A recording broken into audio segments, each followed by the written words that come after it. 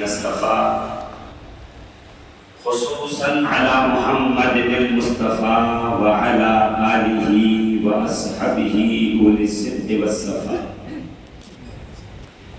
أما بعد فأعوذ بالله من الشيطان الرجيم. بسم الله الرحمن الرحيم. يا أيها النبي إنا أرسلناك شاهدا ومبشرا ونذيرا وداعيا إلى الله بإذنه وسراجا منيرا. وقال أيضا قد جاءكم من الله نور وكتاب مبين. وقال رسول الله صلى الله تعالى عليه وآله وبارك وسلم كنت نبيا والآدم بين الماء والطين. آمنت بالله صدق الله العظيم وصدق رسوله النبي الأمين المكين المتين الكريم. ونحن على ذلك من الشاهدين والشاكرين والحمد لله رب العالمين.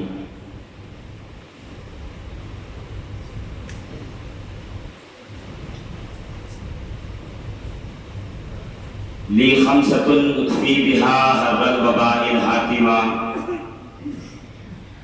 المصطفى والمرتضى وابناهما والفاطمة. الہی بحق بنی فاطمہ کہ بر قول ایمان کنم خاتمہ کر دعوتم رد کنی والقبول منو دست دامان آل رسول. یہ محفل پاک جو یکدم سے ارادہ کر کے اس کا اعلان کر دیا گیا، ورنہ یہ شیڈول میں نہیں تھی، مگر خالی بیٹھنے سے بہتر یہ ہے کہ محمد محمد جپا کر جو وظیفہ کل کائنات کا ہے اگر وہ ہمارا بھی ہو جائے تو انشاءاللہ دنیا میں بھی بیڑا پار ہے اور آخرت میں بھی بیڑا پار ہے. خالی بیٹھ کے کیا کریں؟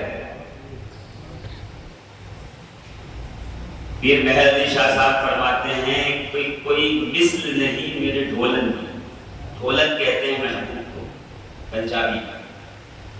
کوئی مثل نہیں میرے ڈھولن میں چپ کر مہر علی اتنے جا نہیں بولن. مہر علی چپ ہو جا، یہاں پہ بولنے کی جگہ نہیں ہے، اس لیے کہ محمد سے زیادہ حسین ان کے رب نے بنایا ہی. رخ مصطفیٰ ہے وہ آئینہ کہ اس سا کوئی دوسرا آئینہ نہ ہماری بزم خیال میں ہے نہ دکان آئینہ سا. خود اللہ رب العزت نے اتنا حسین بنایا ہی نہیں ہے تو اتنا حسین کوئی اور ہو ہی کیا سکتا. میں بھی یہی چاہتا ہوں کہ ادھر ادھر کی بات نہ کر کے میں اپنا فوکس اپنا محور ولادت رسول کروں، اس لیے کہ میلاد کی محفل ہے. اور آج کل یہ ہو گیا ہے کہ میلاد کی محفل میں نہ جانے کیا کیا بیان ہوتا ہے. دیکھیے سیرت کا جلسہ الگ ہے،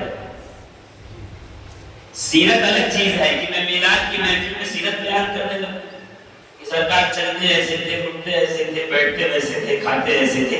یہ تو آپ پورے سال بیان کیا ہے. مطلب جب محفل کا نام ہو میلاد النبی تو پھر بیان ہو سرکار کے میلاد کی برکتیں، حضور کے میلاد کے وقت نازل ہونے والی رحمتیں. آخرکار میلاد کی گھڑی میں وہ کون سا ایسا لمحہ تھا جس کے طفیل وحدہ لا شریک نے کائنات عالم پہ نور کی ایک چادر تان دی اور یہ اعلان ہوا کہ مانگنے والوں مانگو، آج تمہارا رب اپنے حبیب کے طلبوں کے دھون کے صدقے میں تمہیں عطا فرمائے. وہ کمال حسن حضور ہے کہ گمان نفس جہاں نہیں، وہی پھول خاک سے دور ہے، وہی شمع ہے کہ دھواں. یعنی شمع میں تو ایک عیب ہوتا جلتی ہے تو کالا کالا دھواں نکلتا ہے، اس کی بو آتی ہے۔ مصطفیٰ کریم وہ شمع توحید ہے کہ اس میں دھواں بھی نہیں ہے اور اس سے کوئی بدبو بھی نہیں پیدا ہوتی ہے، بلکہ یہ جب جلتی ہے تو کائنات عالم کو اپنی خوشبوؤں سے معطر کرتی ہے۔ سبحان اللہ سبحان اللہ سبحان اللہ۔ وہ کمال حسن حضور ہے کہ گمان نقص جہاں نہیں، وہی پھول خاک سے دور ہے، وہی شمع ہے کہ دھواں نہیں۔ ہم اس کے شان میں بیٹھے ہیں کہ سیدنا ابو ہریرہ سے کسی نے پوچھا کہ اے ابو ہریرہ یہ بتاؤ سرکار کا حسن کیسا تھا، چہرہ کیسا تھا؟ اب ابو ہریرہ کہیں تو کہیں کیا، بتائیں تو بتائیں کیسے، جس چہرے کی فضیلت کو خدا یہ کہہ کے لوگوں پہ ظاہر کرے وَالضُّحَىٰ وَاللَّيْلِ إِذَا سَجَىٰ، حبیب تیرے چاند جیسے چہرے کی قسم، وَاللَّيْلِ إِذَا سَجَىٰ تیری کالی گھنی زلفوں کی قسم، جو چہرے پہ چھا جائے تو ایسے لگے جیسے چاندنی رات میں بادل کے درمیان چودھویں کا چاند جھگمگا رہا۔ پھر وہ عرب کی بچیوں نے بھی تو یہی کہا تھا دف بجا کر، طلع البدر علینا من ثنیات الوداع وجبت شکر علینا ما دعا للہ جائی، یعنی کیا کہا، طلع البدر علینا، ہم پہ بدر منیر طلوع ہوا ہے، ہم پہ ایک مکمل چاند طلوع ہوا ہے۔ من ثنیات الوداع، ثنیات الوداع کی جو گھاٹیاں ہیں یہ وہاں سے نکل کر آیا ہے، وہاں سے نکل کے ہم تک پہنچا ہے۔ پھر آگے کیا کہا، واجبت شکر علینا، پہلے سبب بیان کیا مسبب، اب اس کا سبب بیان کر رہے ہیں۔ پہلے کیا کہا کہ ہم پہ بدر منیر آیا، وہ بھی ثنیات الوداع کی گھاٹیوں سے، واجبت شکر علینا، یہ جو ہم دف بجا کے اور چھتوں پہ چڑھ کے مصطفیٰ کریم کی آمد پہ نغمات گا رہے ہیں، یہ ایسے نہیں گا رہے ہیں، ان کے آنے کی وجہ سے، اس بدر منیر کے طلوع ہونے کی وجہ سے وجب شکر علینا، ہم پہ اللہ کا شکر واجب ہو گیا ہے۔ معلوم یہ ہوا جس پہ شکر واجب ہے وہ گلیاں بھی سجاتا ہے، وہ گلیوں میں جھنڈے بھی لگاتا ہے، مکان میں چراغاں بھی کرتا ہے، یہ شیرنی، یہ دیار، یہ لنگر، یہ صبح و شام کی خوشیاں، یہ میلاد کے وقت کا صلاۃ و سلام، یہ پکار کے کہہ رہا ہے۔ جتنے لوگ اس میں مصروف و مشغول ہیں وہ وہی لوگ ہیں کہ وجب الشکر علینا، ان پہ اللہ کا شکر واجب ہے۔ سبحان اللہ سبحان اللہ۔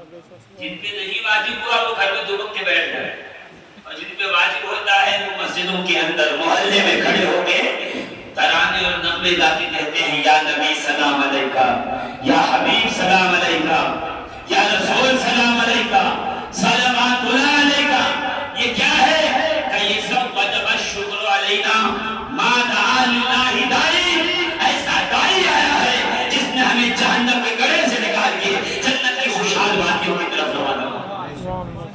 وجبت شکر علینا وصعد النساء والرجال علی السقف بیوتہم، کہ مرد عورت ان کے گھروں کی چھت پہ کھڑے ہو گئے اور وہاں سے سرکار کے تشریف لانے پہ نغمے گنگنا رہے تھے، گیت گنگنا رہے تھے۔ اور تاریخ کہتی ہے کہ وہ جو تاریخ تھی وہ تھی 12 ربیع الاول، جس روز سرکار آئے تھے نا وہ 12 ربیع الاول ہے۔ تو جو لوگ میلاد نہیں مانتے میں ان سے کہتا ہوں میلاد نہ مان، تو ایک کام کر، سرکار اس دن آئے تھے تو سرکار کے آنے میں نغمات گانا، دف بجانا، خوشی کا اظہار کرنا، گھروں سے جلوس کی شکل میں نکلنا، یہ تو سرکار کی آنکھوں کے سامنے ہو رہا تھا۔ تو تم میلاد نہ مان، آمد مصطفیٰ کا جشن تو منا سکتا ہے، سرکار کی آمد کی خوشی تو ہو سکتی ہے نا۔ الحمدللہ یہ خوشی اللہ نے دی، اور اللہ فرما رہا ہے قد جاءکم من اللہ نور و کتاب مبین۔ تحقیق کی، لفظ قد کے اوپر غور کیجیے، اللہ نے یہ نہیں کہا کہ جاءک من اللہ نور، جاءکم الیکم من اللہ نور، کہ تمہاری طرف اللہ کا نور آیا۔ کیا کہا، قد جاءکم من اللہ نور و کتاب مبین، تحقیق کے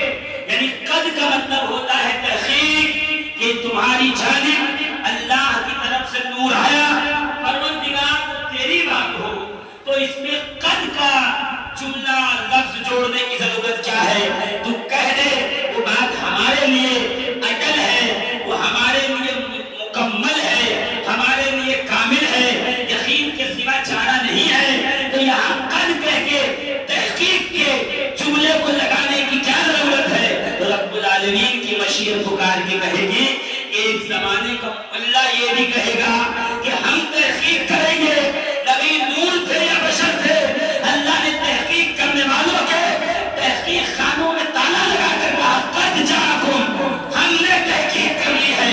جب رب نے تحقیق کر لی ہے تو بندے کو تحقیق کی ضرورت نہیں ہے، اب یہ تو آیا ہے نور علی نور بن۔ اللہ اکبر یا رسول اللہ، زندہ باد، مرحبا مرحبا مرحبا مرحبا مرحبا مرحبا، اللہ اکبر۔ قد جاءکم من اللہ نور و کتاب مبین، تحقیق کے تمہارے پاس اللہ کی جانب سے نور اور قرآن۔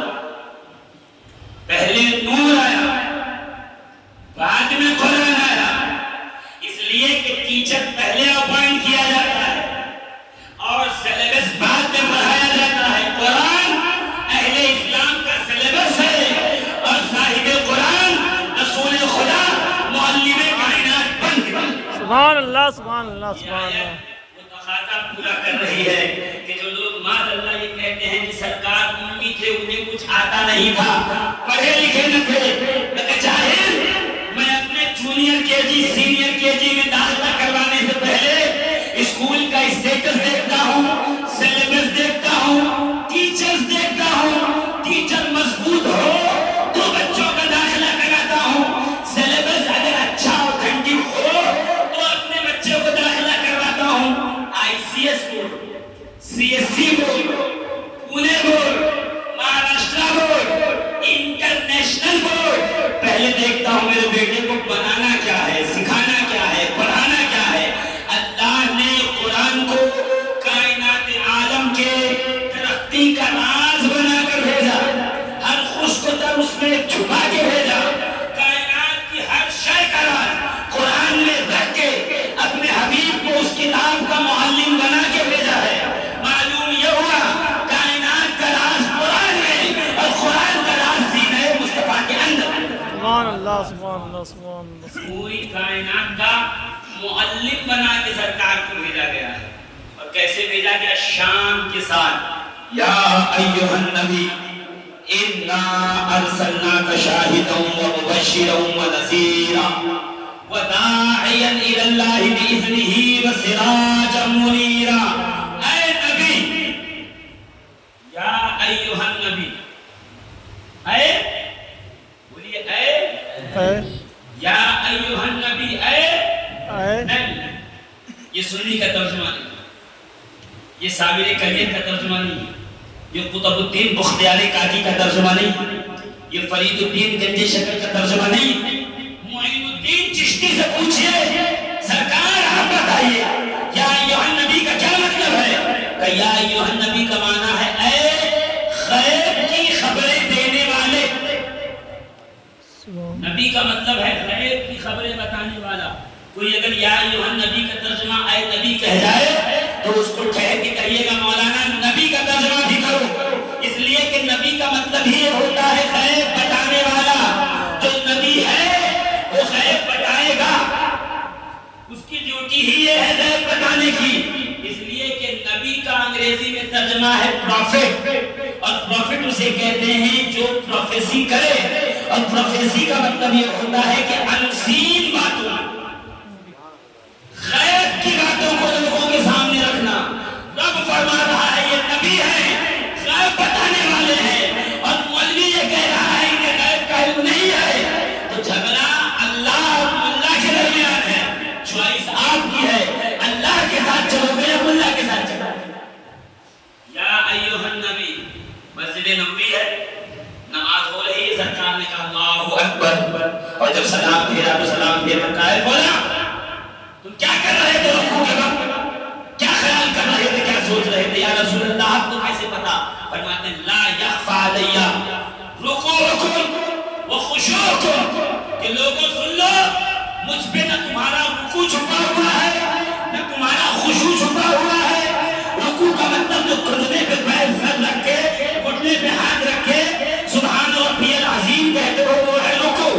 کہ آگے کھڑے پچھلی صف میں جو رکوع کرے تاجدار مدینہ کہیں میں پشت سے بھی دیکھ لیتا ہوں. یہاں تک تو سمجھ میں آیا کہ جس طرح بس کا ڈرائیور بس چلائے تو اس کے سامنے آئینہ لگا ہوتا ہے جس میں سارا کا سارا پچھلا روڈ دکھ رہا ہوتا ہے مرر میں سائیڈ مرر میں تو سمجھ میں آتا ہے کہ نبوت کا آئینہ ہے سرکار دیکھ رہے ہیں یا رسول اللہ پیچھے کون رکوع میں ہے کون سجدے میں ہے کون آ رہا ہے کون جا رہا ہے آپ کو سب پتا ہے. مگر اگلا جملہ حیران کرنے والا ہے وہ خشوعکم اور جو تمہارے دل میں ہے وہ بھی محمد چاہتا. نعرہ تکبیر، نعرہ رسالت، جشن عید میلاد النبی، نعرہ تکبیر، نعرہ رسالت، سرکار کی آمد. بہت دیر تک نہیں چلاؤں گا گفتگو کو میں جلدی ختم کر دوں گا اس لیے جلدی شروع ہوا ہے اور جلدی ختم کریں گے. عزیزان محترم رکوعکم و خشوعکم جو دلوں میں ہے وہ بھی میں جانتا ہوں سبحان اللہ. جو زبان پہ ہے وہ بھی میں جانتا ہوں. یہ ہو سکتا ہے کہ جو رعایا میں آئے موسیٰ وہ تو اعلان کریں قرآن میں جو کھا کے آئے ہو وہ بھی جانتا ہوں جو گھروں میں بچا کے آئے ہو بھی سبحان اللہ، سبحان اللہ، سبحان اللہ. بے شک کا امام ہو یہ کچھ نہ جانے خیر قید نہ ہو نا یہ غلط فہمی ہے تمہاری. سرکار تو وہیں منبر پہ چڑھ کے کہیں سلونی پوچھو. دنیا میں 3 لوگوں نے دعویٰ کیا ہے سلونی کا. سلونی کا مطلب ہے پوچھو اور یہ کلوز اینڈڈ نہیں ہے دس از اے اوپن اینڈڈ کوسچن. یہ نہیں کہا کہ سلونی عن ارضین سلونی عن السماوات سلونی عن الشریعہ سلونی عن القرآن. یہ نہیں کہا مجھ سے زمین کے بارے میں پوچھو آسمان کے بارے میں پوچھو مجھ سے شریعت کے بارے میں. سلونی تو جو چاہے وہ پوچھ میں محمد عربی تیرے ہر سوال کا جواب دے کے. سلونی کا پہلا دعویٰ ہے رسول اللہ. دوسرا دعویٰ ہے علی مرتضیٰ اور تیسرا دعویٰ اس کا ہے جو کل 17 ربیع الاول کو دنیا میں تشریف لایا تھا جس کی ولادت تھی امام جعفر صادق. یہ ہو سکتا ہے کہ ہم 17 ربیع الاول کو رسول کا ذکر کریں صادق اول کا تو صادق ثانی کا ذکر نہ کریں. آج ذکر صادقین ہوگا وہ نانا ہو کے صادق ہے یہ نوازا ہو کے صادق ہے. دنیا میں 2 باب العلم ہیں ایک علی دوسرے امام جعفر صادق. 2 ہیں شہر علم کی دروازے ایک علی ہے اور ایک امام جعفر صادق ہیں. دونوں دروازوں کا ذکر ہوگا دونوں صادقوں کا ذکر ہوگا اس لیے کہ ہمارا جلسہ ہماری نماز کی طرح ہوتا ہے. جلسہ مطلب یہ جلسہ ہے ہم اس میں اللہ کا ذکر کریں گے رسول کا ذکر کریں گے رسول کی اہل بیت کا ذکر کریں گے. ایک جلسہ اور مسجد میں آئے عشاء کے لیے جامع کر دیا آپ نے نیت کی اللہ اکبر تو سب سے پہلے کیا قیام. قیام کے بعد کیا کرتے ہیں رکوع. اگلا رکن کیا ہے رکوع اور رکوع کے بعد اگلا رکن کیا ہے سجدہ اور سجدے کے بعد کیا ہے جلسہ. یہ بھی جلسہ ہی ہے نا بھائی جو ہم نے کتابوں میں یہ پڑھا ہے جلسہ قاعدہ عربی میں ہے اردو میں ہے جلسہ. قیام رکوع سجدہ سجدے کے بعد جلسہ اور جلسے میں ایک اور جلسہ وہ کون سا مولانا کا اللہم صلی علی محمد وعلی آل محمد کما صلیت علی ابراہیم وعلی آل ابراہیم. ذکر خدا ذکر محبوب خدا و اولاد محبوب خدا یہی جلسے کی اصل ہے. تو جب نماز کا جلسہ بغیر عید کے جلسے کے مکمل نہیں ہوتا تو عیدات کا جلسہ بغیر اہل بیت کے جلسے کے کیسے مکمل ہوگا. سبحان اللہ، سبحان اللہ. انشاءاللہ یہاں دونوں جلسے کریں گے. سبحان اللہ، کہیے نا سبحان اللہ، سبحان اللہ، سبحان اللہ، سبحان اللہ، سبحان اللہ. تھوڑی دیر بیٹھو مگر ایسے بیٹھو کہ آپ کی آواز مائک میں آئے اور جو باہر نہیں آ رہے ہیں اور کسی وجہ سے بستر پہ چلے گئے ان کو خیال آئے کہ آج کی محفل چھوٹ گئی تو نقصان زیادہ ہو جائے. سارے لوگ مل کے ذرا سرکار کی آمد مرحبا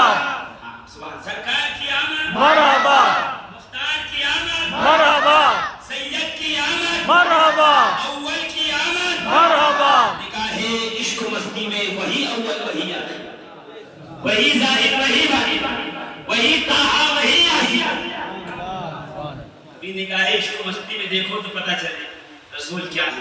مگر ہماری ڈیوٹی صرف اور صرف یہ ہے قوت عشق سے ہر پست کو بال کر دے, دہر میں نام محمد سے اجالا کر دے. اور جس دن آپ نام محمد سے اجالا کرنے نکلیں گے واللہ العظیم رب کا یہ فرمان سامنے آ جائے گا اور آپ کے سامنے سنہرے الفاظ میں لکھا ہوگا جسے علامہ اقبال نے فرمایا ہے کہ کی محمد سے وفا تو نے تو ہم تیرے ہیں, یہ جہاں چیز ہے کیا نو قلم تیرے.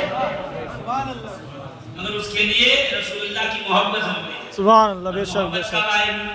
جس سے محبت کی جائے جب اس کے اخلاق, اس کے کردار, اس کا حسن, اس کی اچھائی, اس کے احسان, تین ہی وجہ سے آپ کسی سے محبت کر سکتے ہیں.